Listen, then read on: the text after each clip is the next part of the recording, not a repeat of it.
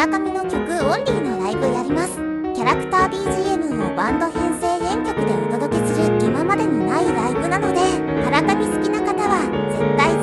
楽しめるセトリになっています。配信もありますので、遠方の方も楽しめます。少しでも気になったら